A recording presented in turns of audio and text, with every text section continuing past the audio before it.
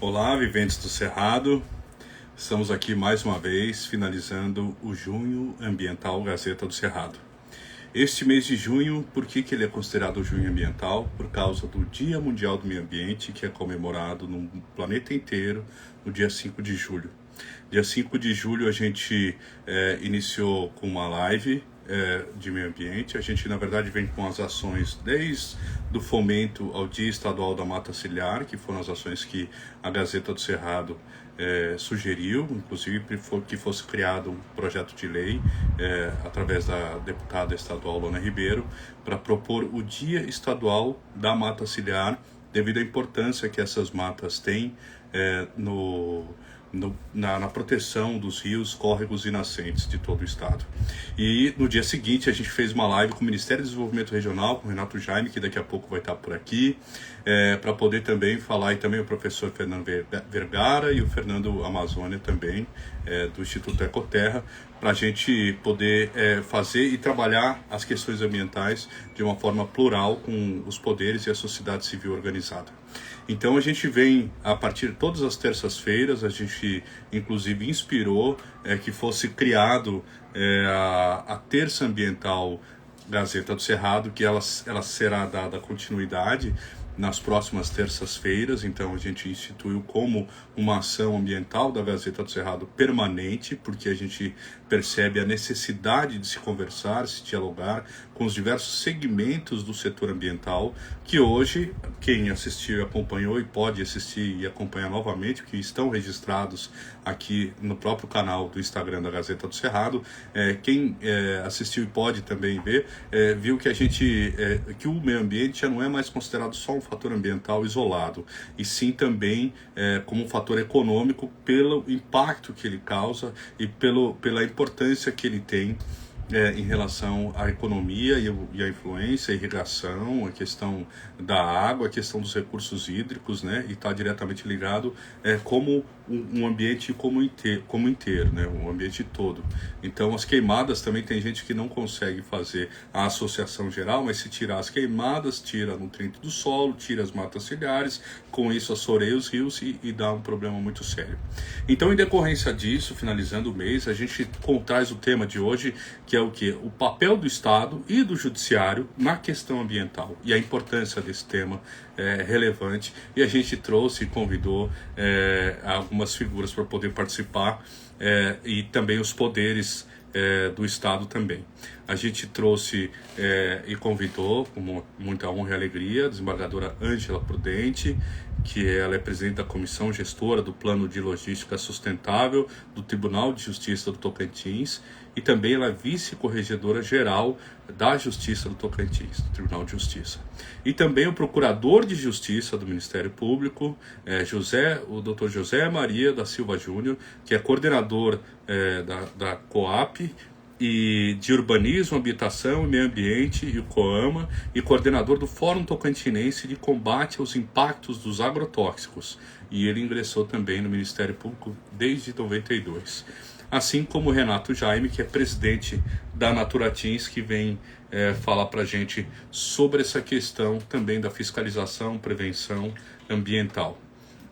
Então a gente agora só aguarda que eles possam entrar aqui no convite, que eles possam participar. Vejo se eu vou convidar aqui o Renato Jaime, o Ministério Público e o TJ, Tribunal de Justiça. Foi pausado. Olá, Renato Jaime, seja bem-vindo. O Renato presidente da Naturatins, também o Dr. José Maria Silva Júnior, também seja bem-vindo a essa live ambiental aqui da Gazeta do Cerrado. Em instantes também entra a desembargadora Ângela. Se quiserem dar uma boa noite, Renato Jaime, bem-vindo, obrigado. Boa noite, Marco, tudo bem? Obrigado. Tudo bem. É sempre um prazer, uma oportunidade muito grande a gente estar discutindo temas relevantes para o estado do Tocantins e para a sociedade, para os seguidores, o público em geral, todas as questões, todos os esforços empreendidos aí para cada vez melhor no estado do Tocantins. Com certeza. Bem-vindo também, doutor José Maria Silva Júnior, que é procurador da Justiça. Obrigado por ter nos atendido o nosso convite. Seja bem-vindo a essa live. Eu que agradeço, em nome do Ministério Público, o convite de participar dessa discussão. Maravilha. E a excelentíssima desembargadora Ângela Prudente, que é presidente da Comissão Gestora de Planos de Logística Sustentável do Tribunal de Justiça do Tocantins e também vice-corregedora-geral da Justiça. Seja bem-vindo, doutora. Muito obrigado pela sua participação. Boa noite a todos e a todas que assistem e participam nesta terça ambiental. Também agradeço esse honroso convite deste importante canal de comunicação, que é a Gazeta do Cerrado. É uma honra e alegria, muito obrigado. A gente, dentro dessa dinâmica aqui, a gente gostaria de começar com o Renato Jaime, da Naturatim, justamente para falar sobre essa questão da fiscalização, prevenção, e a gente vai aprofundando com os demais. Então, eu gostaria, Renato, que você pudesse começar dizendo como que funciona isso, né? A pessoa viu um crime ambiental, tem denúncia, ou tem as imagens de satélite, né? Ou então tem uma queimada. Como é que funciona e qual é a quantidade mais frequente dessas queixas ambientais aqui no estado? É importante, assim, eu quero fazer organizar aqui, ficar só, assim, eu acho que vou fazer um panorama geral, Marco, assim, só para ter... Tem denúncia, tem as imagens de satélite. Oi, pode falar, eu soltei o áudio do computador aqui, não pode ir. Dentro do tema proposto, né, e aí tá aí o doutor Zé Maria, a doutora Ângela também, que são pessoas aí que também têm todo conhecimento. Eu acho que a gente vai poder entrar numa discussão importante do papel do Estado, né, e aí os entes que compõem o Estado também, o Judiciário, o próprio Ministério Público. Mas é importante ressaltar que são quatro áreas que são de responsabilidade do Estado e de uma articulação institucional entre o Naturatins, entre a Secretaria de Meio Ambiente, entre o Corpo de Bombeiros, principalmente na questão do combate, a própria Defesa Civil, que coordena toda a ação de queimadas, que a gente está iniciando agora um período assim, bastante crítico, né? E nessa parte de comando e controle é importante ressaltar a questão das ações de fiscalização, né? Que elas têm que ser intensificadas.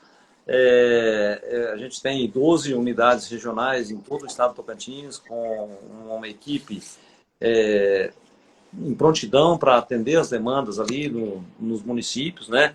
Apesar que esse ano de 2020 foi um ano muito atípico, a gente teve aí uma perda da força de trabalho em função dos afastamentos, em questão de todo cuidado, às vezes, de ir numa comunidade e cumprir os protocolos de Covid, né? Sim. A questão, acho que é fundamental, eu acho que é a base de tudo, é a questão da prevenção, que envolve aí toda a questão do planejamento e monitoramento. E agora, em 2019 para 2020, entrou aí na pauta aí um acordo de cooperação entre os entes que participam, o próprio Ministério Público, o Tribunal de Justiça e os entes estaduais, a SEMAR e a Naturatins, a questão da conciliação, no sentido da gente resolver algumas questões de forma mais rápida.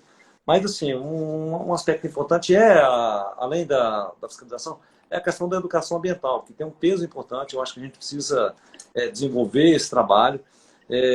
Já iniciou agora, nesse mês de junho, de final de maio, início de junho, as ações do projeto Foco no Fogo, que são todas os nossos entes nos municípios, dando orientações, dando informações sobre queimadas e principalmente explicando a questão do manejo integrado do fogo, que é uma prática que se utiliza com a finalidade de prevenção. E, assim, eu acho que um fator importante que a gente tem evoluído, mas, assim, está num processo ainda de melhoria, é a questão do monitoramento e o serviço de inteligência de informação, para que a gente tenha subsídio, às vezes, de fazer um auto de infração, de ter uma ação pontual e mais rápida, né?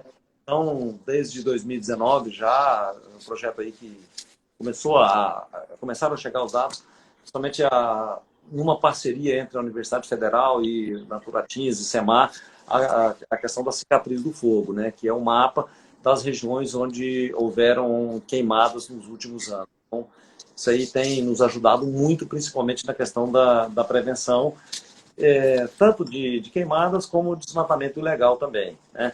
E também agora, já em andamento, de informação hoje, a sala de situação com o sistema de alerta, que é do Satellite Planet, juntamente com o Naturatinhos, IBAMA, a Polícia Ambiental também.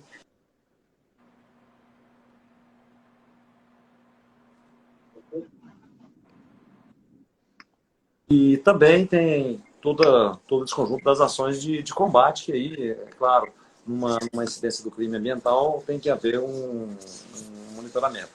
É importante ressaltar também que os focos de calor, isso aí ainda é uma informação que a gente tem acompanhado dioturnamente, né? Nós tivemos em junho desse ano 713 focos de calor, que é, comparado a junho do ano passado, maior, mas porque as ações de manejo integrado ao fogo iniciaram mais cedo. Então, aquele foco de calor, às vezes, de uma queimada que você faz preventivamente, numa faixa de domínio ou numa propriedade próxima a um dos nossos parques, houve esse número que aumentou. Então, foi desenvolvido aí o plano de prevenção e combate de desmatamento de queimadas, né, juntamente com todos os órgãos, os entes estaduais, para que justamente possa ter essa ação pontual.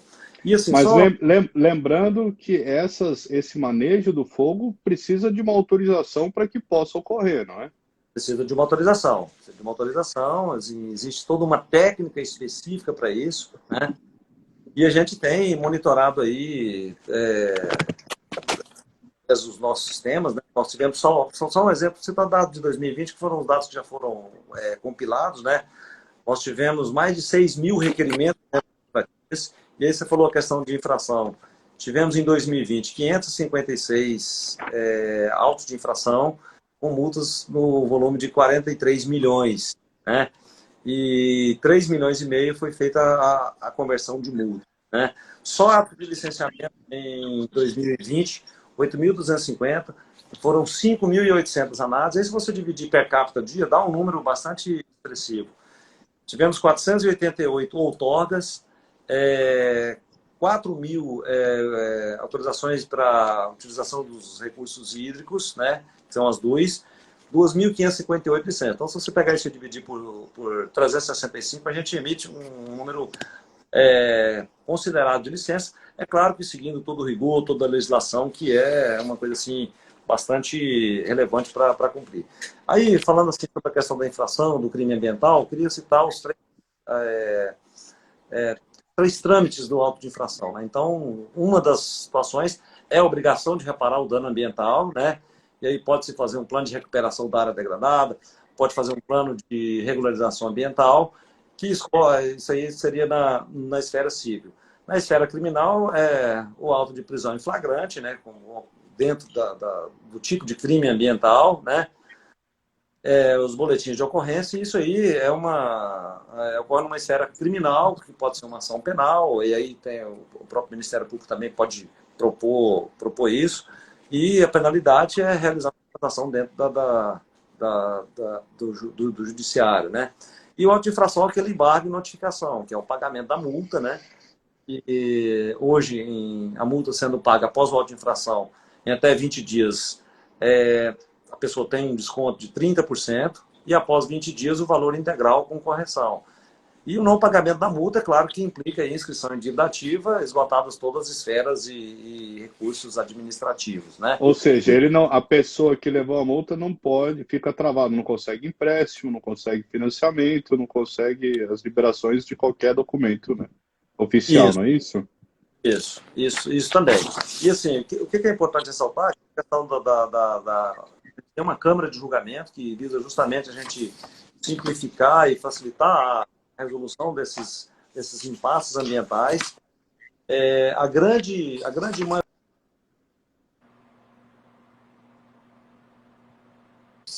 relacionadas a desmatamento, ou seja, de cada... Peraí, falhou um pouquinho. A grande maioria dos casos... A grande maioria das infrações que são aplicadas hoje são relacionadas a desmatamento. Ou seja, de cada 4, uma é de desmatamento. E aí tem outras atividades não licenciadas, captação de água, pesca, transporte de madeira e outros tipos de crime, né? São vários. Então, a gente tem aí monitorado todas essas questões e com a implementação da Câmara de Julgamento, a gente conseguiu agilizar, resolver aquele problema. Houve crime ambiental, qual é a forma de resolver? É o pagamento da multa? Então, dentro da esfera, a gente criou, dentro da estrutura do Tocantins, desde 2019 para 2020, essa estrutura que tem agilizado aí esse processo. Mas, assim, o que é importante a gente colocar também...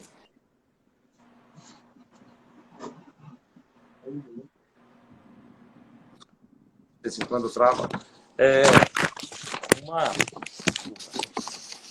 Acontece. Só um minutinho.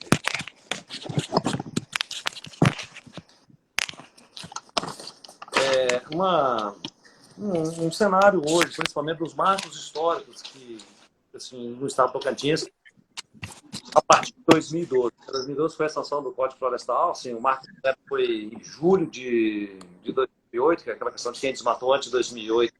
Teria uma legislação aplicável de forma diferente, né? E a gente teve aí, a partir de 2013, 2014... Eles foram anistiados, né? Foram perdoados as multas para trás, né? Foram. E aí tivemos aí um período aí de emissão de atos de desmatamento, reserva, que depois, numa ação judicial, teve que se fazer o julgamento, e muitas vezes a própria punição dos responsáveis, né? A partir de 2018, houve aí um investimento do Tocantins na questão da digitalização, da informatização do órgão, assim, simplificando o processo, mas também cumprindo a legislação para que a gente pudesse ter assim, uma ação mais rápida, né? E 2019, a retomada das atividades de licenciamento, dentro de método, processo, e aí a gente teve, em fevereiro agora, o encaminhamento de um projeto de lei de licenciamento que está na Assembleia, que também uma parte dele é espelhado naquele projeto que está tramitando no Congresso, justamente para poder simplificar e dar legalidade àquela atividade que é uma atividade produtiva que possa ser desenvolvida observando e cumprindo a legislação.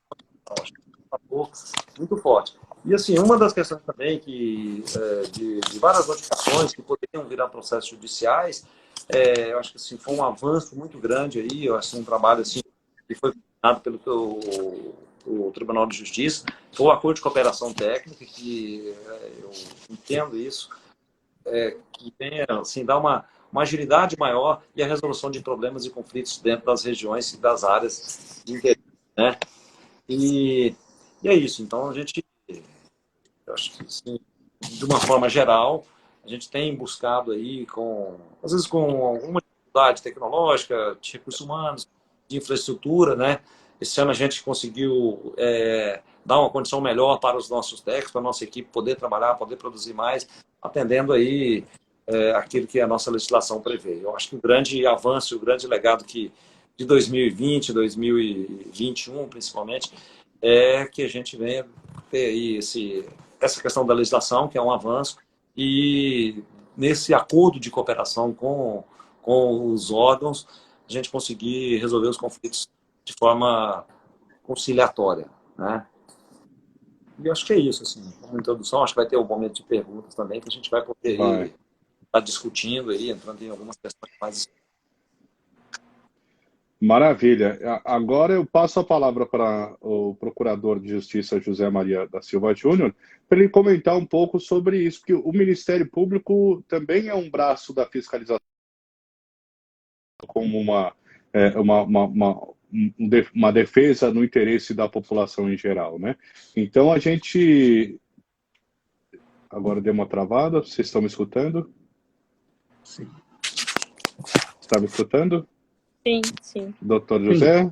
Sim. Sim. Então, então eu gostaria que você falasse um pouco mais, se o senhor falasse um pouco mais, senhor José, como que o Ministério Público atua na questão ambiental, porque eu sei que ele pode também receber denúncias, né, por telefone, alguma coisa assim, ou por fotos e vídeos, mas eu gostaria que o senhor explicasse o papel do Ministério Público na preservação ambiental e também na parte jurídica que lhe cabe. Sim.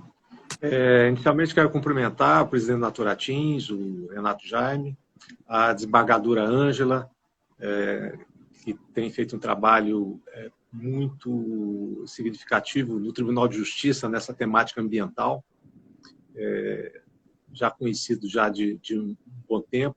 Cumprimento também aqueles que assistem essa live.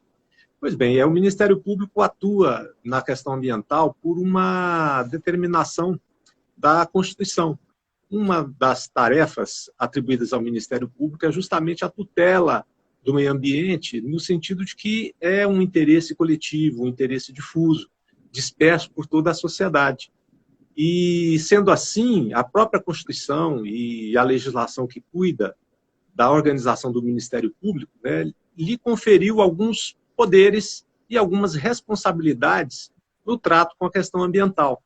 Então, nós não atuamos diretamente na fiscalização, mas atuamos no controle, né? De certa forma, no controle, porque nós temos algumas atribuições administrativas que nos possibilitam fazer ajustamentos de conduta, fazer recomendações, ouvir os interessados em determinado aspecto de um fato danoso ao meio ambiente.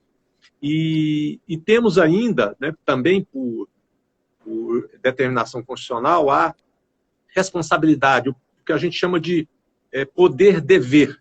Né, o dever e também o poder de ingressar no judiciário quando todos esses aspectos na parte administrativa, o que nós chamamos também de extrajudicial, não é possível, ingressar no judiciário buscando um provimento jurisdicional para combater um crime ambiental, por exemplo, ou a reparação de um dano ambiental promovido ou por uma pessoa jurídica ou uma pessoa física.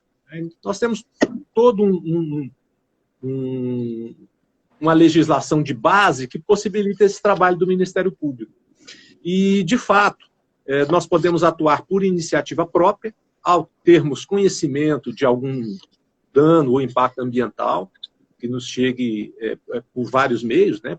Podemos até fazer isso a partir de notícias, mas nós temos também um canal de denúncias no Ministério Público, que é a nossa ouvidoria, através do nosso site, em que, a partir do preenchimento de um formulário, nós somos acionados. E a importância de trabalhar na ouvidoria, porque ele acaba centralizando essas denúncias, de modo a distribuir ao promotor de justiça que tenha atribuições para cuidar desse caso.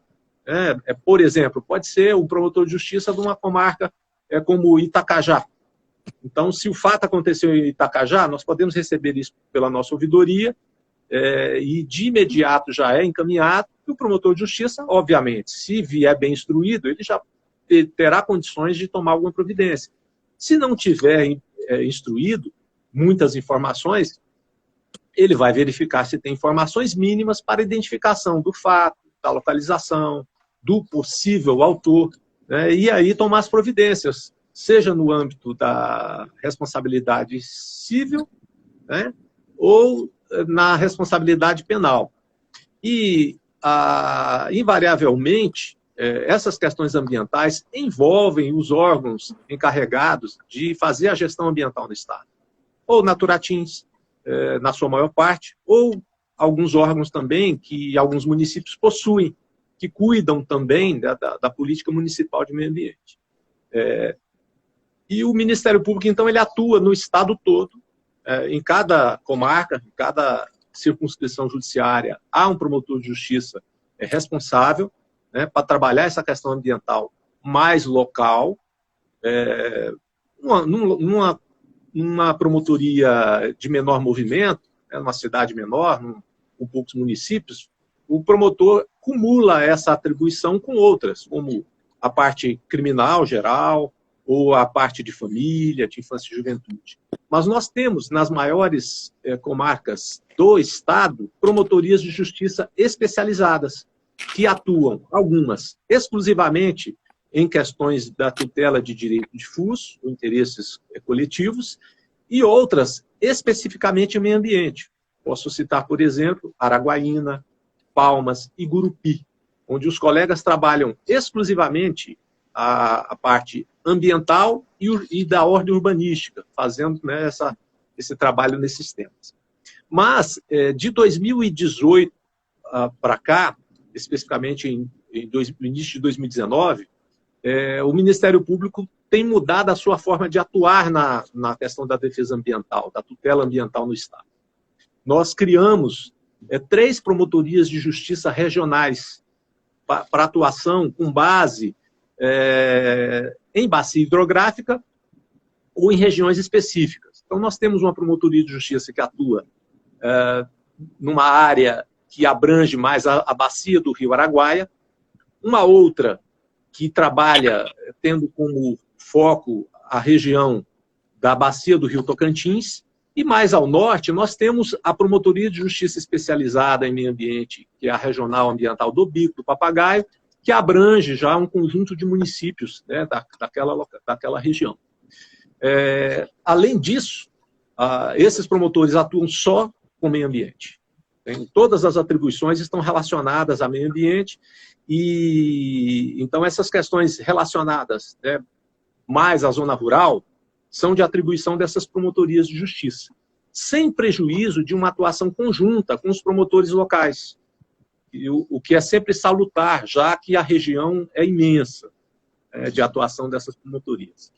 E, além disso, nós contamos para suporte e apoio a toda essa atuação do Ministério Público no Estado, de um centro de apoio operacional, que é um órgão auxiliar, que atua com essa temática ambiental. Então, nós temos alguns técnicos de várias especialidades, então, biólogos, geógrafos, engenheiros ambientais, engenheiros florestais, que atuam prestando esse suporte técnico à atuação do Ministério Público.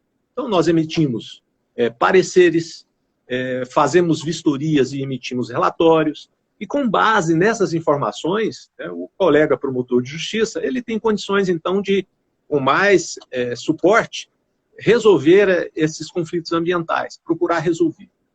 E como se dá essa solução, essa busca de uma solução? Não necessariamente não necessariamente se faz o ingresso no judiciário para a solução dessas demandas. Se evita bastante isso, porque existem instrumentos que nós podemos tentar solucionar essas questões no próprio âmbito do Ministério Público, que a gente chama dentro ou do inquérito civil ou do procedimento que nós instauramos, porque a legislação também confere a possibilidade de nós resolvermos esses conflitos através de acordos que nós denominamos de ajustamentos de conduta. E eu costumo falar muito isso, né? As pessoas, em geral, degradadores, reclamam muito da atuação do Ministério Público. E isso tem ficado muito mais constante.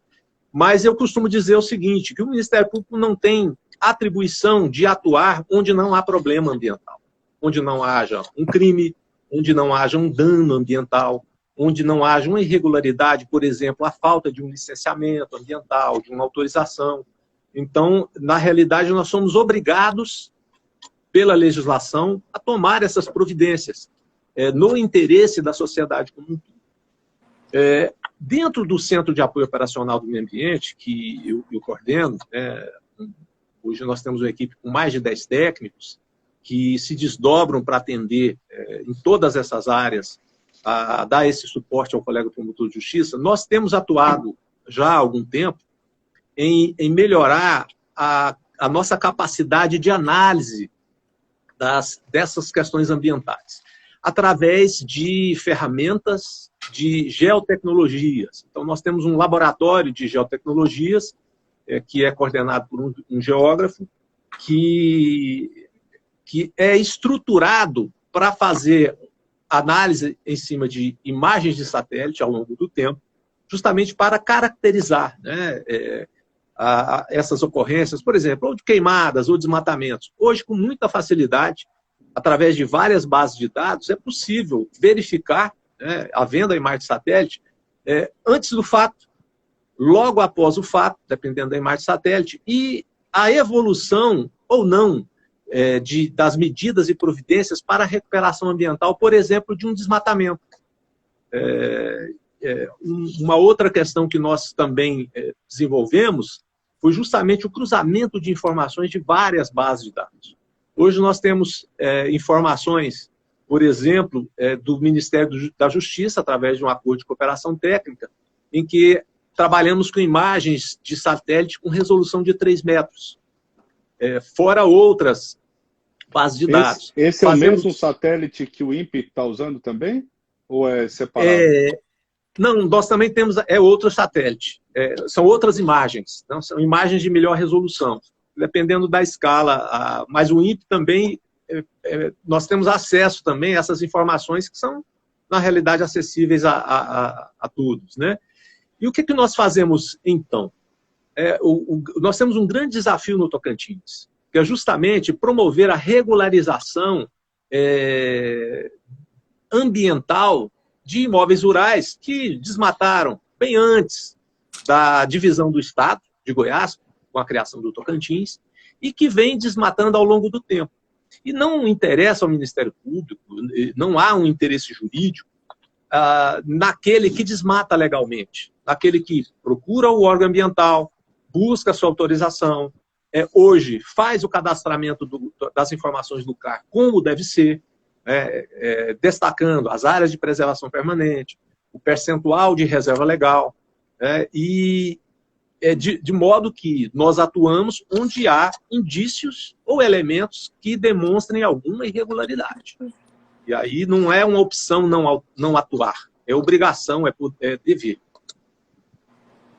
Entendi. Só um parágrafo aqui. O CAR é o Cadastro Ambiental Rural, ao qual os proprietários rurais precisam preencher os dados, que é como se fosse um censo, né? O IBGE do campo, né? Da área ambiental. Só um parênteses aqui para os nossos web espectadores, né? O novo termo.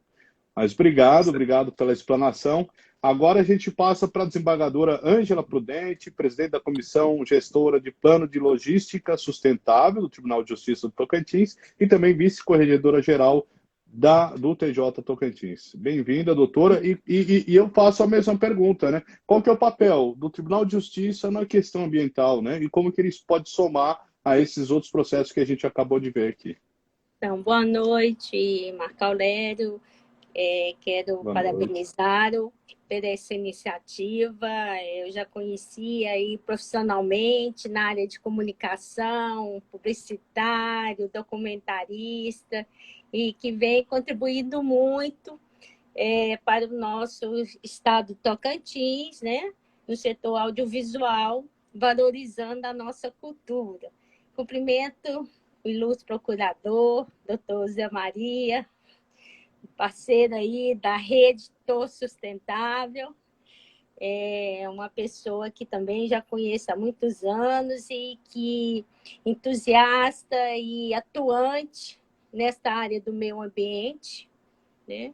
E que também coordena tanto o CAOP quanto o CAOMA do Ministério Público, né?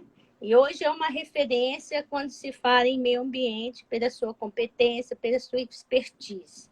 Quero cumprimentar também o doutor Renato Jacob, também conhecido professor, já uma pessoa também que eu conheço, um profissional altamente competente, de conhecimento técnico, principalmente na área de gestão.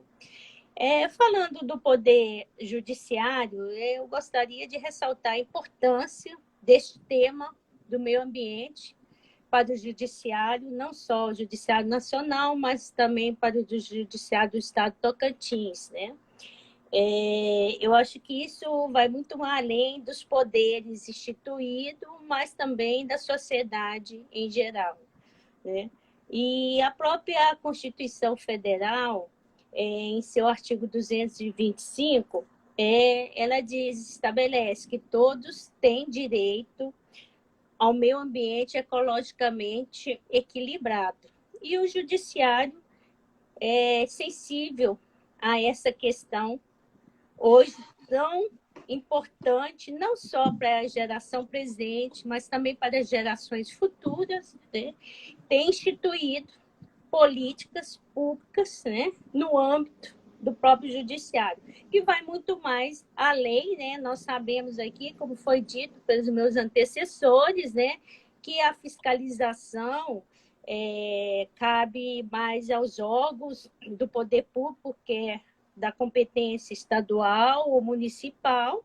Este controle é muito bem realizado pelo Ministério Público e ao Judiciário cabe a solução das demandas que lá se aportam. Então, nós temos trabalhado, o próprio Conselho Nacional de Justiça, ele tem se preocupado com essas demandas, com essa priorização. Este ano de 2021, dentre as metas, as famosas metas do Conselho Nacional de Justiça, incluiu-se a meta 12, né? Que com relação ao impulsionamento dos crimes ambientais que os tribunais têm que dar. Então, nós já trabalhamos na parte jurisdicional, já com a questão de termos uma meta a ser cumprida. Com relação também, hoje, eu fiz questão de fazer um levantamento antes dessa live, para saber hoje quantos processos nós temos tramitando no Estado, e eu pude aqui compulsar que nós temos hoje crimes contra a flora em todo o estado do Tocantins, quer dizer, isso é incluída todas as comarcas, né? 895 feitos, com relação à poluição, 497, crimes contra a fauna, 300 processos. Então, nós temos hoje em andamento, tramitando aqui no Judiciário Tocantinense, 1.694 processos. E a gente tem buscado aí desenvolver um trabalho para que dê uma maior celeridade no julgamento desses feitos. Mas vamos mais além. Hoje nós temos uma política que estamos desenvolvendo, e isso já iniciou alguns anos atrás, quando o tribunal, já num projeto embrionário, né, fez parceria já com a 3P, né, que é a Agenda Ambiental, né, que todos conhecem, que ela é um projeto do Ministério do Meio Ambiente. Mas o marco fundamental dessa nova política do Judiciário foi através da resolução do CNJ, né? A resolução 201, que essa sim, ela, além de instituir essa política, né? Da sustentabilidade, né, no âmbito do Poder Judiciário, ela enfrentou, né, os núcleos de gestão socioambiental nos tribunais e também o plano de logística sustentável, que vão traçar, né, as metas, os indicadores. E esse plano de logística sustentável, ele é construído, né, com base nos planejamentos estratégicos a nível nacional, que é no âmbito, né, do Judiciário Nacional, e também a nível estadual, né, que é do Tribunal de Justiça local. E ele vem alinhado também com a Agenda 2030, né, que é da Organização das Nações Unidas, né? Então, hoje, o Tribunal de Justiça, nós trabalhamos com 117 indicadores, né? Então, nós temos esses indicadores que a gente faz, desenvolvemos as ações, o acompanhamento, o monitoramento, a avaliação e a execução desses planos com determinações de prazo. Então, eu acho que estamos passando por uma nova realidade e passando a ser mais proativos, né, e preocupados, sim, com a questão do meio ambiente, não só na atividade fim, que seria os julgamentos do processo, mas também nesse compromisso, nessa responsabilidade social com a nossa própria comunidade local, com a sociedade. Então, nós estamos aí trabalhando, iniciamos agora com a coleta seletiva, aqui no âmbito de Tribunal de Justiça, Fórum de Palmas, Comarca de Palmas, e nas 6 maiores comarcas vamos implementar agora, já neste ano, e com planejamento e com já dando andamento para que no próximo, até no máximo próximo ano, todas as comarcas já tenham essa coleta seletiva. Isso é uma das ações. Além de desenvolver todo um trabalho também, buscando essa educação ambiental, a conscientização, a sensibilização, porque quando a gente se fala em meio ambiente, e a questão da sustentabilidade, ela não está restrita apenas à preservação do meio ambiente, mas vem também a acessibilidade, né?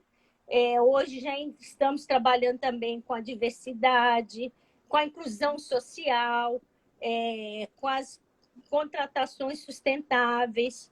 Então, há uma gama de ações desencadeadas através dessa nova política do meio ambiente.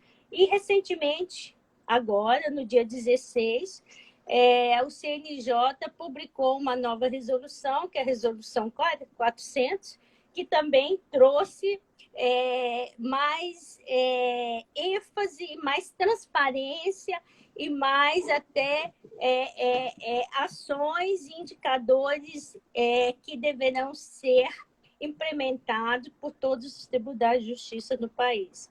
Inclusive até com relação ao dióxido de carbono, né? O monitoramento de cada tribunal, que nós teremos até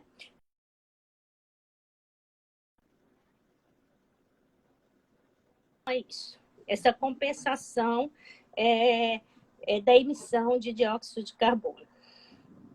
E o tribunal tem passado por uma série de mudanças, né? Nós conseguimos agora, com os processos eletrônicos, haver uma redução significativa de consumos, né? De papéis, de tinta, de tônia, e também de outros materiais e insumos. E nós temos, dentre os 17 indicadores, né, que nós monitoramos mensalmente, né, que vai desde copos descartáveis, água, consumo de água, de energia. Nós estamos também trabalhando com a política de que na construção dos novos fóruns já sejam utilizados essa energia renovável, energia fotovoltaica. Então, assim, está sendo uma série de ações que estão sendo realizadas já com o intuito de contribuir com a sociedade, com a comunidade, com relação a esse trabalho de preservação do meio ambiente. Além da nossa, sem deixar de lado, né, a preocupação com a atividade fim, que é também o julgamento dos processos que envolvam o meio ambiente. Maravilha. Eu vou fazer uma pergunta genérica para vocês três e cada um dar o seu parecer, porque a gente entrevistou semana passada o ex-presidente do Instituto de Terras e Cartografias do Paraná, e lá era tolerância zero com queimadas. Então, onde tinha isso nos anos 80 já. Então, onde tinha indícios de queimada por satélite, eles multavam e não tinham jeito. Vocês acham que essa é a solução mesmo? Tem que multar para poder regularizar? E por que isso não está sendo feito nos dias de hoje, né? Já que a gente vê só aumentando o foco de queimadas e, com isso, consequentemente, vem reduzindo o índice pluviométrico aqui do Brasil inteiro nos últimos 4 anos consecutivamente. Pode começar, Renato, por favor. Bom, Marco, essa questão da punição, de você multar, eu acho que ela é a última questão, em último caso você faz isso. Eu acho que, como a doutora Ângela muito bem colocou aí, eu acho que as ações de conscientização e de informação, acho que são 2 passos importantes. Essa geração nova agora já é uma geração consciente, né? Essa geração, talvez, os nossos filhos, geração que está aí, que vão ser os futuros proprietários, gestores, empreendedores, é uma geração que tem um entendimento melhor, já tem um nível de conscientização maior do que era aquela geração lá dos nossos avós, lá da década de 70, 80, que era diferente, né? Então, e assim, eu acho que a gente tem que considerar também, e aí vem um aspecto cultural, né? Do jeito de fazer, do jeito de produzir, do jeito de olhar para o meio ambiente. A gente teve aí avanços nos últimos 30 anos aí, a própria legislação ela representou esse novo olhar, esse cuidado, essa preservação, até porque os nossos recursos naturais estavam num ritmo muito exacerbado aí de utilização e às vezes de degradação mesmo, né? Mas eu acho assim, a peça-chave é o monitoramento de informações que a gente tem para ter uma ação pontual, mas o caminho é a prevenção, utilizando todos os canais, principalmente de comunicação e de informação ao produtor. Então, vou citar um exemplo que aconteceu em 2019, de um projeto piloto que foi institucionalizado pelo governo do estado, que era o projeto Pátria Amada Mirim, e hoje ele está sendo coordenado aí pela Universidade de Tocantins, em parceria com várias instituições do estado do Tocantins. A gente fez um projeto piloto na região de Taquarussu, numa escola rural, e aí, então, cumprimos todas as etapas do programa que foi desenvolvido, com a metodologia, com os conteúdos e com as oficinas práticas para crianças de uma escola de ensino médio, ensino básico, né? Entre 6, 7, 8 a 12 anos, que era esse grupo de 50 crianças.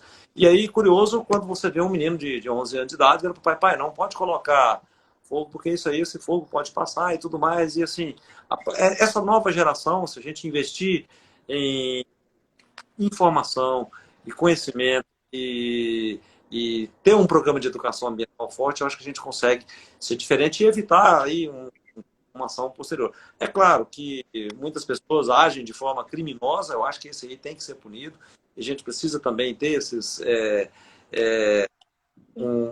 agilidade, tanto na punição, no julgamento dessas pessoas, até para que se torne aí exemplos clássicos, que as pessoas também não possam repetir isso, né? Porque se não há punição também, o indivíduo acha que é fácil, que pode fazer, e vai e faz, e às vezes, na cabeça dele, às vezes o crime até compensa, né? Então, acho que a gente tem trabalhado muito nisso aí. Eu acho que o apoio institucional aí, tanto dos entes estaduais como dos outros poderes, eu acho que tem fortalecido. A gente precisa dar passos melhores, passos mais pensando no futuro, né? E eu acho que esse ano de 2021 é um ano assim, de retomada do crescimento. A gente aprendeu um novo jeito de trabalhar, um novo jeito de fazer as coisas, e a gente espera ter um resultado bastante positivo. Eu me preocupo muito, Marco, assim, a gente está iniciando aí um período onde o número de focos de calor, das queimadas, está aumentando, né? O ano passado a gente teve um ano que as pessoas, às vezes, por precaução, ou às vezes em relação a não sair de casa, então a gente pode ter aí um número diferente de 2020, porque áreas que não foram queimadas, pode ser que elas venham a ser queimadas, até porque tem aquela questão do ano que queima mais e queima menos. E um outro fator também que é muito importante é a questão da nossa crise hídrica, que a gente já iniciou ela, principalmente na bacia do Formoso, né? Então aí tem algumas precauções e algumas ações que têm que ser desenvolvidas assim, em curto tempo. Se assemelha muito à crise hídrica de 2016. Então, o governo do estado tem tido essa preocupação. Hoje mesmo estive com a secretária de Meio Ambiente discutindo essas pautas importantes que a gente precisa dar uma resposta mais rápida e, muitas vezes, uma ação de fiscalização para que a gente possa aí ter assim, um resultado melhor em 2021. Maravilha. E doutor José, essa questão de educação é fundamental, mas você não acha que a gente já está há muito tempo educando e que já não deveria ter despertado essa consciência nos agricultores? Porque aqui é um hábito cultural, né? Então, da mesma forma que a legislação de trânsito vem aumentando a punição e sendo mais severa para justamente prevenir os danos tanto ao bem material quanto a vida das pessoas. Você não acha que deveria ter um olhar assim como o do trânsito para também o meio ambiente? Eu não tenho dúvidas disso. Eu acho que, a exemplo do que você falou do Estado do Paraná, hoje nós já dispomos de tecnologia suficiente e o próprio Estado já fez investimentos de monta em geotecnologia, instrumentalizando salas de situação, comprando softwares, fazendo outras iniciativas, né, que possibilitam um acompanhamento melhor através dessas geotecnologias. E hoje é possível, por exemplo, nós no Ministério Público temos feito isso. Não é o nosso papel primordial, mas no nosso planejamento nós chegamos à seguinte conclusão, que nós temos que estar sempre bem atualizados em relação a essa questão do monitoramento, inclusive para acompanhar as ações que nós desenvolvemos. Mas esse conjunto de informações possibilita que nós façamos alguns trabalhos e alguns planejamentos em projetos que foram iniciados recentemente. Por exemplo, nós, em outubro do ano passado, nós fizemos um mapeamento, foi logo que as queimadas arrefeceram, né? Nós fizemos um levantamento de quantas propriedades rurais ocorreram o uso do fogo no ano passado no estado do Tocantins. Chegamos a um resultado de identificadas, com cruzamento de dados, mais de 2.600. Então, nós sabemos hoje a propriedade, quem é o proprietário, a área que foi queimada, e a repercussão disso no estado, no volume geral de queimadas. É óbvio que esses dados ainda são dados primários. Nós não temos como precisar, na maioria das vezes, né, se o fogo foi colocado ou se ele passou de uma propriedade ou se surgiu da estrada. Mas a gente já está começando a fazer alguns exercícios. Por exemplo, se após o período de queimadas, no início das chuvas ou no período que há plantio, aquela área que foi queimada está sendo utilizada para plantio, nós já temos como fazer um exercício de que aquela queima foi para um uso agrícola. Então já é possível fazer isso. Mas nesse levantamento inicial, nós também fizemos o levantamento, que é um número muito significativo, de incêndios florestais e queimadas em áreas indígenas, justamente porque tem aquele hábito cultural da roça de coco, mas isso pode perder o controle e aí avançar por áreas que não são justamente aquelas utilizadas para esse plantio de subsistência, e bem como também fizemos o levantamento nas unidades de conservação. Nós temos várias unidades de conservação no Estado, algumas que são administradas pelo governo federal, e constatamos também a incidência do fogo. Mas é importante a gente ter em mente que essas tecnologias, a utilização dessas tecnologias, elas vêm nesse segundo momento, sim. É importante a educação, justamente porque sempre há novas gerações a serem informadas e capacitadas e orientadas em relação a todas essas questões. Mas nós hoje já dispomos de mecanismos de alertas, por exemplo, na questão do desmatamento, de alertas que possibilitam verificar se aquele desmatamento foi ou não autorizado, porque os órgãos têm que instruir, através do Sistema Nacional, que é o Sinaflor, as autorizações de desmatamento que eles dão. Na parte de queimadas, ainda está mais preliminar essa questão desse controle. Mas é possível. E o que o Ministério Público está fazendo num projeto que nós iniciamos primeiro piloto em Palmas e agora ampliamos esse ano estamos tentando alcançar o estado todo.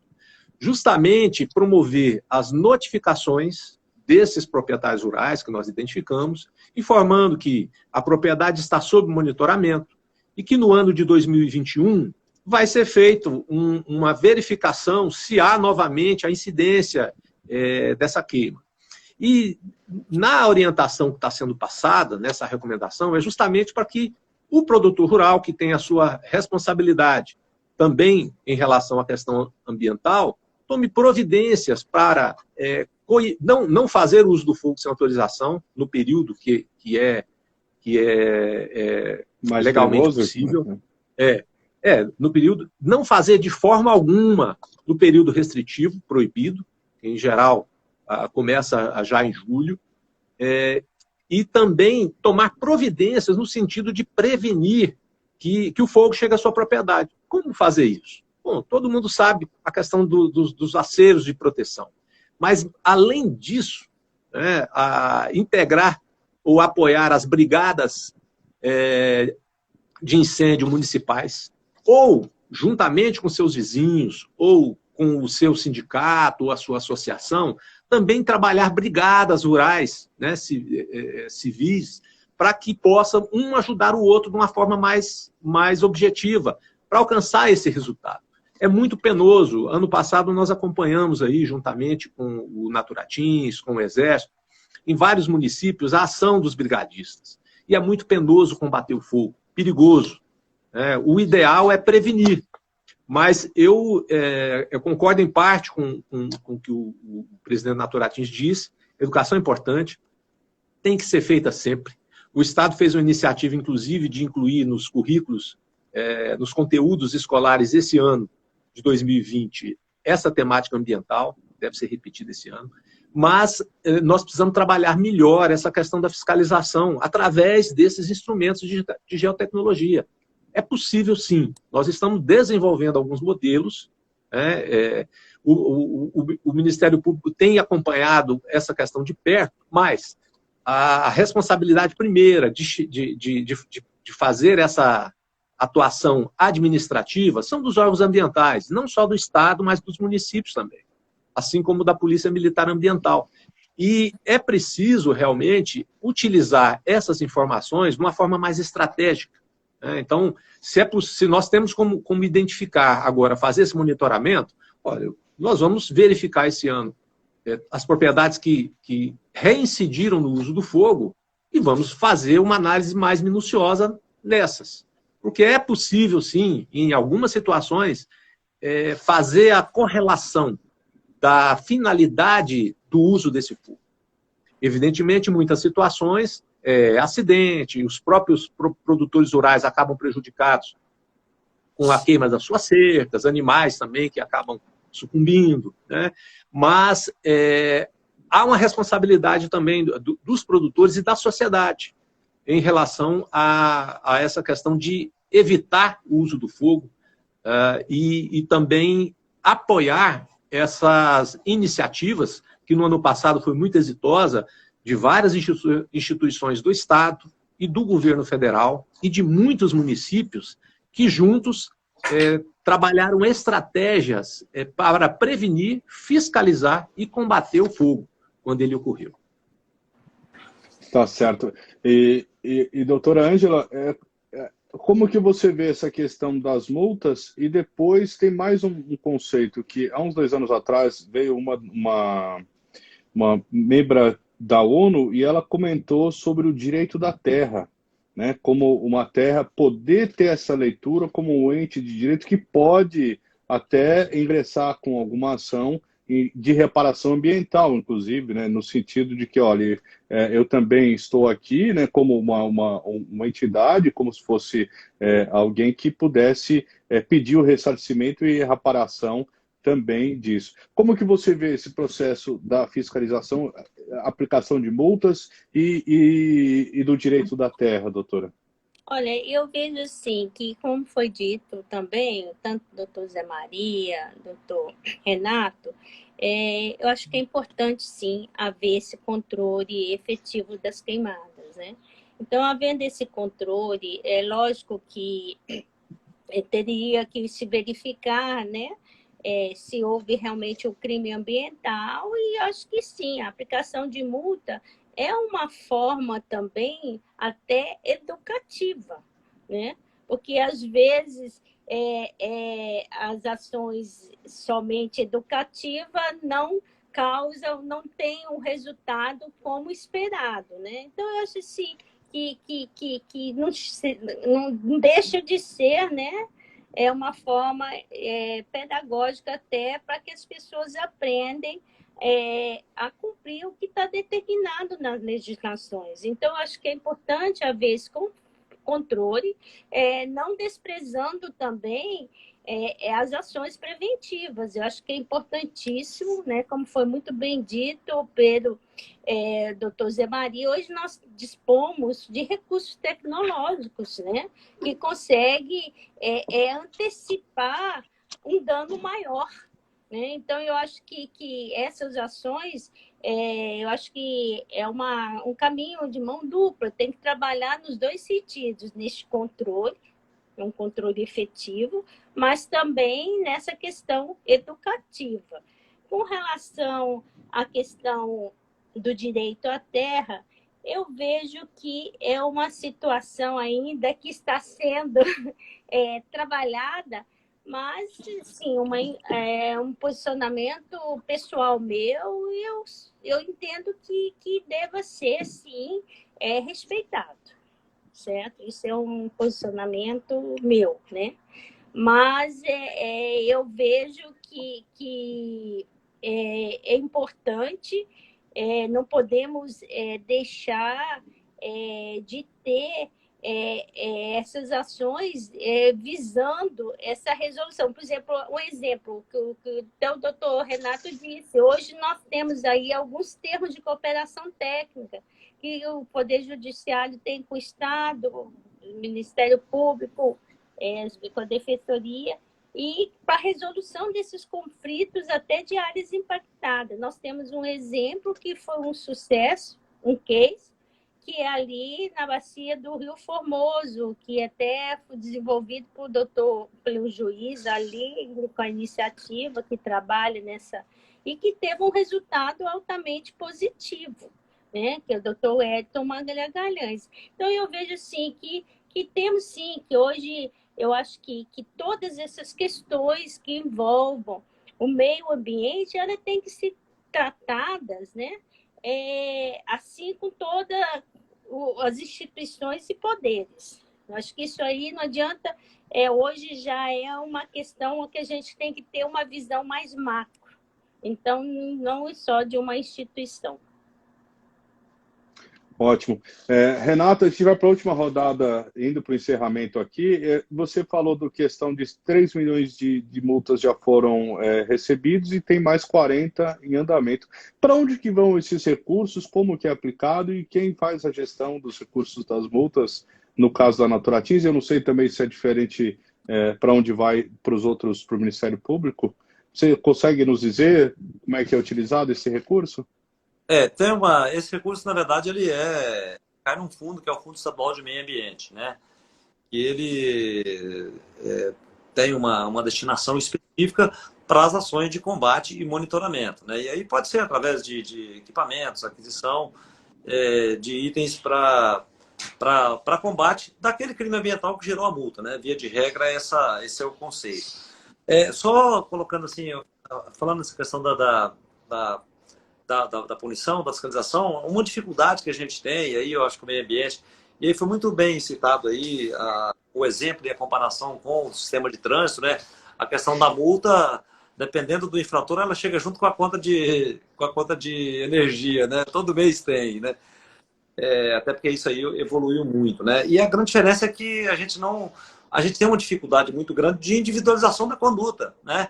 Toma queimada, às vezes você não consegue identificar quem foi o responsável, você não consegue ter uma ação ali para encontrar quem foi se foi o caseiro, se foi o proprietário, se foi alguém que passou. Então, assim, existe uma dificuldade estrutural de fazer isso, que a gente tende com a questão da evolução dos sistemas e o próprio CAR já é uma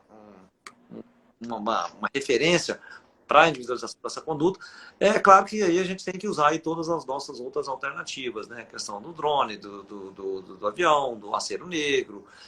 Um fato importante que eu acho que tem que ressaltar, esse ano, né, já foi autorizado aí pelo governador a contratação de 80 brigadistas, então ficarão em 10 cidades, são 10 brigadistas por cidade.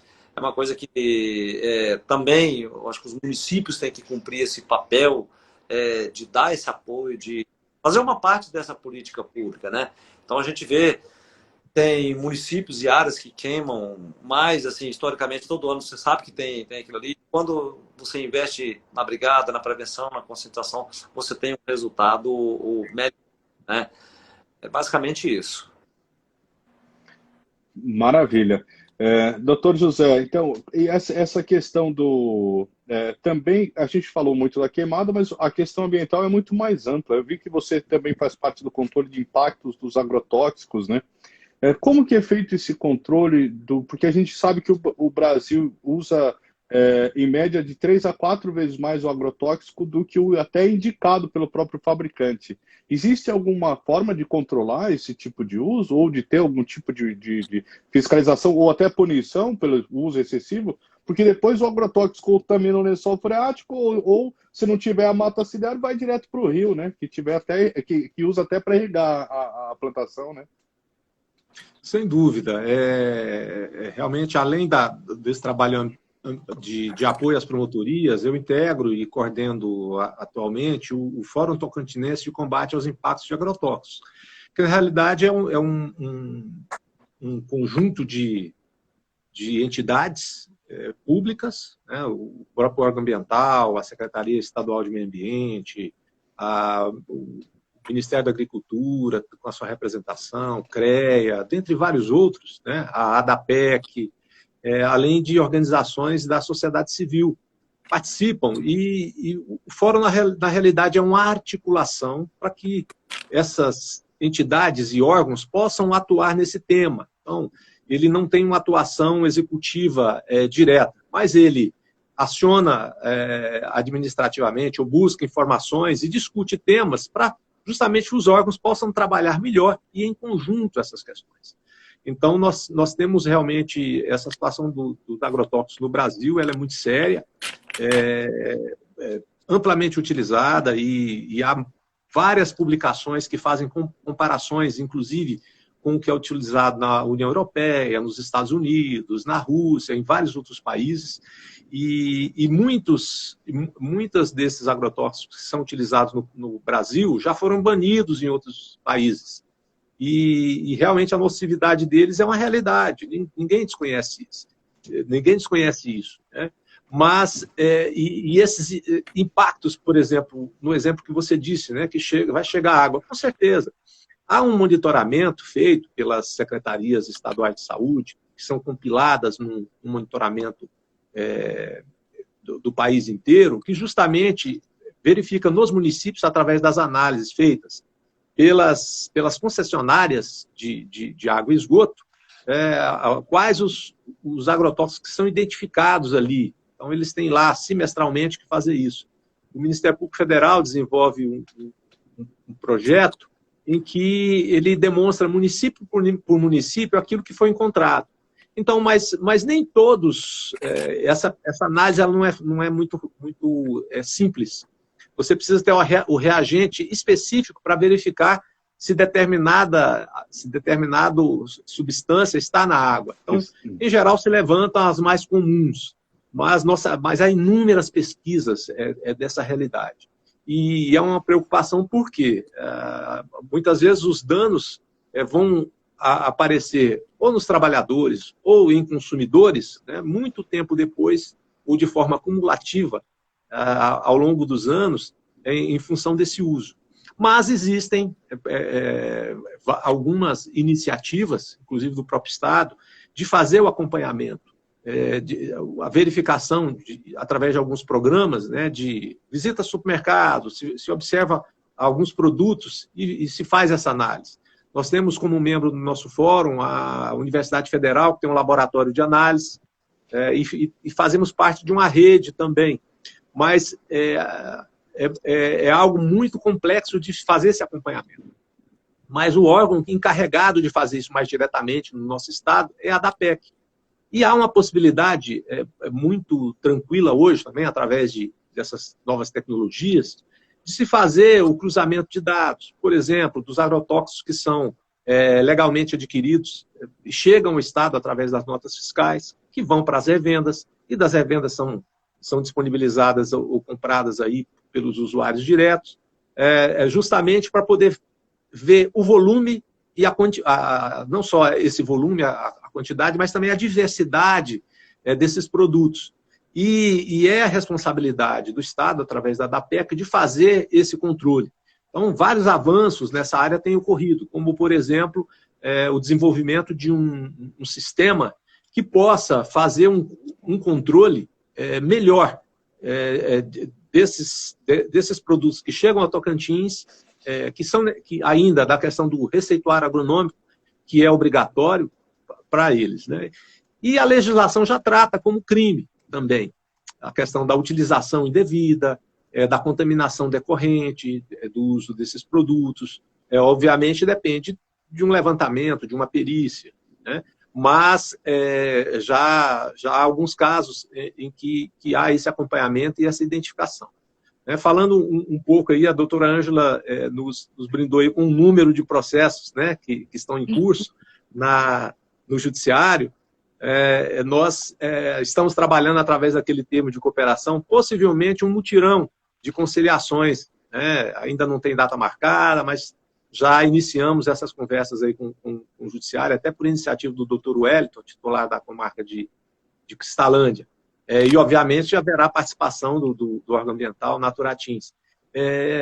E esses casos, a importância de trabalhar essas conciliações é porque, se nós fôssemos ajuizar, trabalhar todos os passivos ambientais que ainda existem no Estado, realmente esse número seria muito maior, né? E vai ser maior porque, no planejamento que está sendo feito para trabalhar essas questões ambientais, por meio dessas tecnologias, então, nas questões de desmatamento, né, já está bem adiantado, é possível relacionar todo esse passivo ambiental. Antes de 2008, que o Código Florestal hoje trabalha essa linha de tempo, e após 2008, inclusive com a questão da verificação das propriedades, se ela tem lá o que a legislação exige, de reserva legal, né? Mas voltando à questão dos agrotóxicos, né, também o produtor rural tem a obrigação de, além de ter o receituário agronômico para poder utilizar esses produtos, né, também fazer o treinamento daqueles que vão utilizar e tomar todos os cuidados para que isso não atinja não só os trabalhadores, mas também os vizinhos. E aí vem sempre um tema que é muito debatido nesse meio de acompanhamento dos impactos de agrotóxicos, que é a questão das derivas, né? Aqueles sobrevoos que são feitos em determinadas épocas do plantio, em que acaba passando por cima ou alcançando casas na zona rural, muitas vezes em regiões onde há plantios limítrofes a municípios, também alcançando os próprios cidadãos que residem nesses municípios. Tá certo. E doutora Ângela, sobre essa questão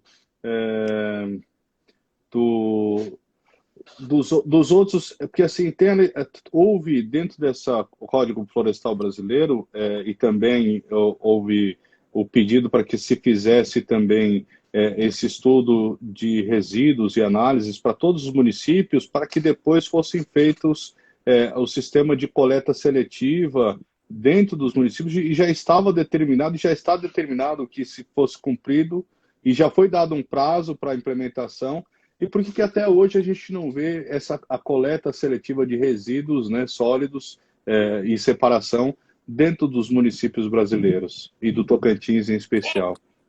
Nós temos uma dificuldade, o doutor Zé Maria, ele é muito bem inteirado sobre esse assunto, até uma dificuldade, às vezes, técnica. Nós temos municípios carentes, municípios pequenos, há necessidade de nós termos associações cooperativas, né, de reciclagem, e esse trabalho agora, nós estamos, inclusive, através dessa rede que foi criada em 2019, que tem como parceiros o Ministério Público, o Tribunal de Contas, a Universidade Federal, a Unitins, Defensoria Pública. Amanhã estaremos assinando também outras parcerias que integrarão do Estado, município e mais órgão Embrapa.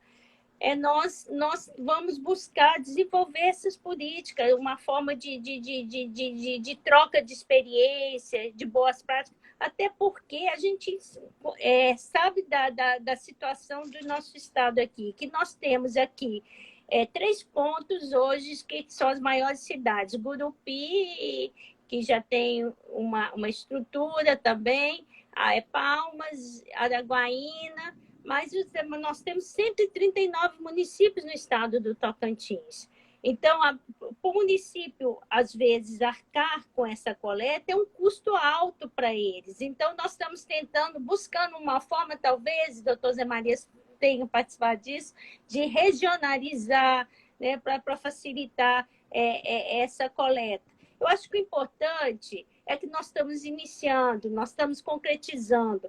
E isso aí, de agora para frente, acho que a gente tem que sensibilizar também os gestores municipais para que eles participem, para que eles também implementem essas, dentro do possível, né, fazer convênios, ou mesmo convênios com os municípios maiores, para que possam dar cumprimento a essa legislação, né? Tá certo. Eu estou analisando os dados aqui, que foi comentado que eu falei que era 3 vezes mais do que o necessário. O Brasil, na verdade, pelos dados que eu estou levantando aqui, da agência pública, ele está como um dos maiores consumidores, é o maior consumidor de defensivos e gastos do mundo, está acima da frente dos Estados Unidos, da China, do Japão e da França.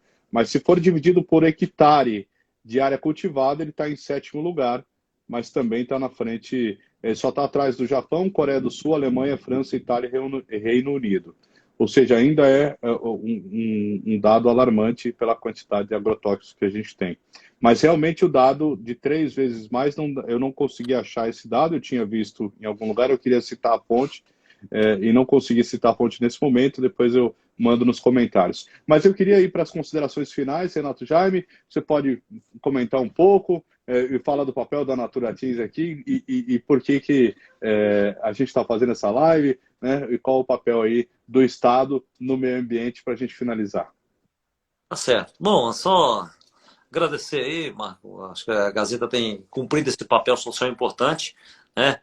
Que essa iniciativa também seria muito louvável se outras instituições, outros canais de comunicação também pudessem. Eu acho que trazer esse tema para discussão, com somente um nível como o doutor Zé Maria, a desembargadora Ângela, também colaboram aí com esse debate assim, de alto nível, né? Eu estava vendo até algumas questões que foram colocadas no site aqui, alguns questionamentos. Individualmente, a minha equipe está participando, vai entrar em contato e tentar responder também. Mas, assim, eu acho que o papel do Naturatins, que é um órgão de fiscalização, né, e principalmente de regularização ambiental, né? Então, a gente cumpre esse papel aí, seja numa atividade de licenciamento, uma sessão de uma outorga, de buscar esse equilíbrio de políticas públicas, e também a fiscalização daquilo que não tiver dentro dos parâmetros adequados, né, no sentido de garantir a sustentabilidade. Eu vejo o Tocantins é um estado que, claro, a gente tem problemas ambientais, nós temos problemas ambientais, como qualquer estado tem, é uma questão ainda que a gente está evoluindo, mas a gente é um estado preservado, de uma forma geral, comparando com outros estados que talvez poderíamos estar numa situação pior. Eu acho que isso, graças a todo o trabalho, e aí eu quero reconhecer todo o esforço das entidades ambientais, os ambientalistas, as iniciativas, às vezes, ali lá no município, de alguém que resolveu fazer a coleta seletiva do lixo, ou que resolveu cumprir o seu papel ali, às vezes sem muito barulho, sem muita divulgação, mas também cada um fazendo a sua parte, né? Eu acho que isso começa quando a gente tem consciência da questão da quantidade de lixo produzida. Eu vejo o problema de saneamento, e aí a gente falou na questão dos municípios, é um problema que, dentro das diretrizes nacionais, compete aos municípios, mas os municípios às vezes não têm como organizar esse arranjo de distribuição, de como é que o que ele vai fazer com o lixo, como que ele vai tratar esse lixo. Então, ainda é uma questão que precisa assim, de um olhar muito diferente do próprio governo federal em apoio aos municípios, porque acaba que o Estado não tem condições de fazer esse investimento e esse suporte, além de orientação e de informações necessárias para a execução dessa política. Então, a gente cumpre esse papel, a gente está à disposição no Naturatinhos, temos aí o Disque Denúncia, que já foi postado aí, o 0800, nós também para denúncia, o nosso site também, e a gente busca aí, nós temos um índice aí de atendimento das denúncias e demandas. Em 2020 nós tivemos 75% das denúncias que a gente conseguiu atender, né? Às vezes uma denúncia de uma queimada, às vezes você chegou lá e já não tinha mais fogo, você não tinha como identificar. Mas a gente tem buscado aí, através dos nossos canais de comunicação, estar próximo do cidadão, estar próximo das pessoas que utilizam todos os nossos recursos naturais.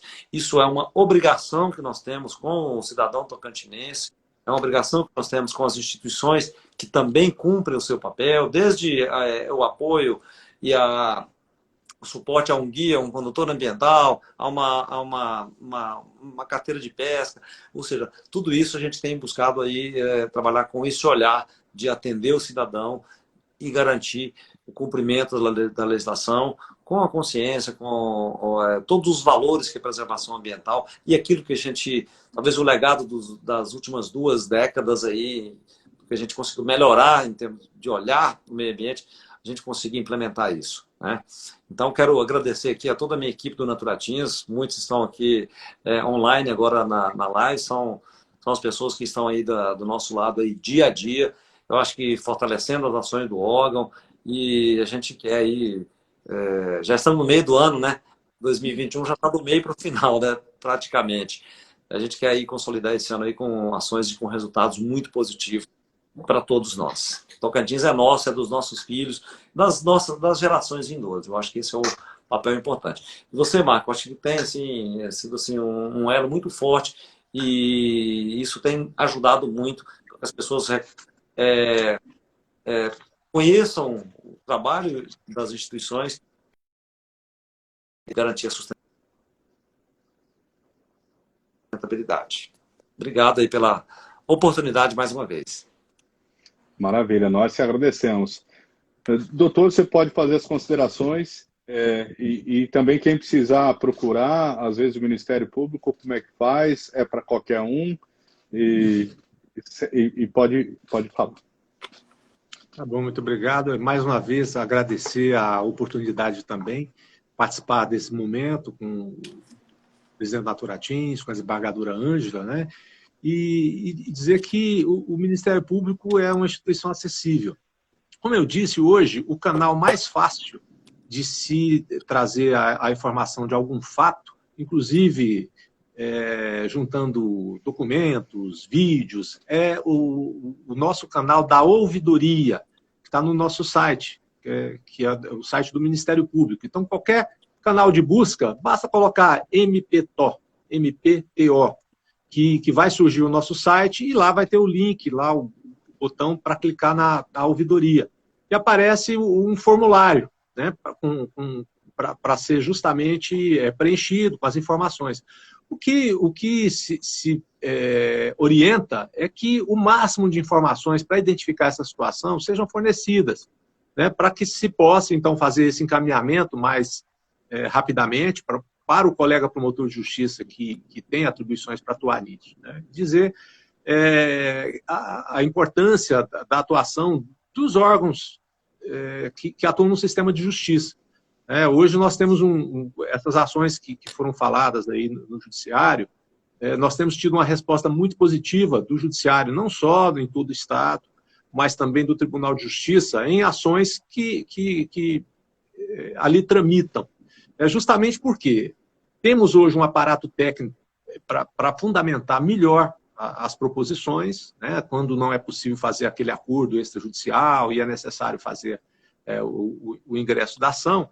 E temos também um judiciário hoje mais preparado e também mais atualizado em relação a essa questão do tema, que é um tema que nenhum de nós tivemos na nossa formação acadêmica, nos próprios concursos, a gente aprendeu fazendo, aprendeu a trabalhar com essa questão ambiental, a maioria do Ministério Público no país inteiro aprendeu trabalhando. Mas existe uma rede hoje de membros do Ministério Público, através de uma associação nacional, e também a integração dos Ministérios Públicos no nosso órgão de controle maior, que é o Conselho Nacional do Meio Ambiente, que tem trazido orientações gerais de como o Ministério Público deve atuar em relação a essas questões ambientais. Inclusive, essa orientação de atuar de forma regionalizada, de usar novas tecnologias para incrementar a nossa atuação. E o grande desafio, Marco Aurélio, hoje, é a gente... não temos como deixar de atuar de forma pulverizada. Cada caso é um caso. Mas temos aperfeiçoado a atuação de ações mais coordenadas e que tenham resultados mais amplos, de forma regional. Muitas vezes fazemos antes de ingressar com medidas, nós sempre procuramos fazer, quando é o caso, recomendações para que os órgãos cumpram o seu papel, e inclusive também para os municípios. Justamente nessa questão de se buscar que essas políticas públicas possam ser implementadas por quem tem a responsabilidade de fazê-lo. Hoje o papel do gestor público, seja de um órgão de controle, seja de um gestor municipal ou de um outro órgão do Estado, ele é de muita responsabilidade e as ações ou as omissões são muito fáceis hoje de serem identificadas. Nós recebemos isso na nossa ouvidoria constantemente. Não falo só na área ambiental, não. Na área da saúde, na área da improbidade administrativa, consumidor. Recebemos bastante isso. Então, hoje, é possível trabalhar melhor essas questões. E o Ministério Público tem se aparelhado, buscado essa melhoria das suas condições técnicas, através do apoio institucional forte. Tanto é que hoje nós temos, para trabalhar com questões ambientais relacionadas a incêndios e queimadas, uma força-tarefa de 10 membros que atuam no Estado todo para poder justamente agilizar essa atuação ministerial, trabalhando sob a orientação do Conselho Nacional do Meio Ambiente e com a integração de várias bases de dados, também possibilitada por eles, que inclusive também tem feito um trabalho conjunto com o Conselho Nacional de Justiça nesse campo. Só para citar, já para finalizar, o Conselho Nacional de Justiça recomendou aos magistrados brasileiros, recentemente, que na análise dos processos judiciais também levassem em conta a questão das análises feitas em cima de imagens de satélite, que é um grande avanço, mostrando a importância dessas tecnologias também hoje para que o magistrado possa ter o conhecimento dos fatos. Essas bases de dados são praticamente todas ou oficiais ou são validadas oficialmente. Então, na realidade, você tem informações que correspondem a um levantamento pericial, obviamente sem a conclusão técnica, mas que possibilitam verificar a ocorrência do dano, evolução. Então, é nessa linha que nós temos que trabalhar. E aí a grande importância dos órgãos do Estado também de buscarem, isso já está sendo feito, nós temos acompanhado, utilizar essas tecnologias também para esse trabalho em escala. Nosso Estado é um Estado muito grande. São poucos municípios em relação a muitos estados, mas são municípios com extensão territorial imensa. E temos ainda um patrimônio ambiental muito significativo a preservar. E eu acho que esse é o papel de todos nós que atuamos nessa área ambiental. Maravilha, eu entrei aqui no site do MPRTO e tem um número facinho, 127 da ouvidoria, 127. Então, para quem está nos assistindo aí, fica aí o número. Depois que entrar lá, tem os telefones fixos lá também, mas o 127 é um telefone de serviço de ligação gratuita aí, para quem precisar do Ministério Público. E, doutora, então vamos às considerações finais suas aí do Tribunal de Justiça em relação ao meio ambiente. Eu peço até desculpa se cair, porque a minha bateria aqui está terminando. Está acabando, oh meu Deus. Está acabando, mas eu quero agradecer o convite. Para mim é um privilégio poder dividir com todos vocês e debater tema tão relevante quanto a este, que é o meio ambiente. O Tribunal de Justiça também tem a ouvidoria judiciária que está à disposição, está disponível aí para qualquer dúvida, qualquer também reclamação, qualquer sugestão, né? Estamos aí prontos para receber.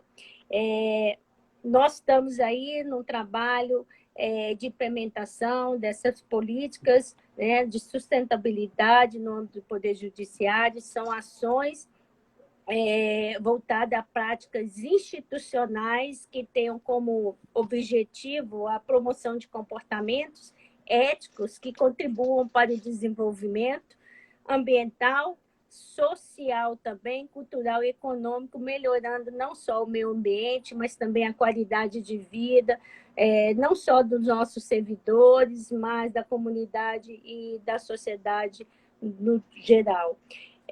Eu vejo aí que a importância dessa temática para o estado do Tocantins, que é um estado ainda muito rico, com belíssimas riquezas naturais.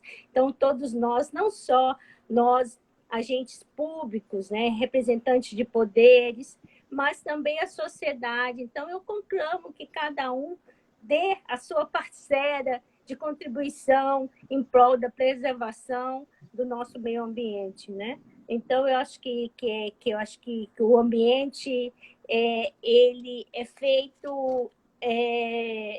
essa sustentabilidade, ela é uma política desenvolvida por pessoas, mas é para pessoas e para o meio ambiente.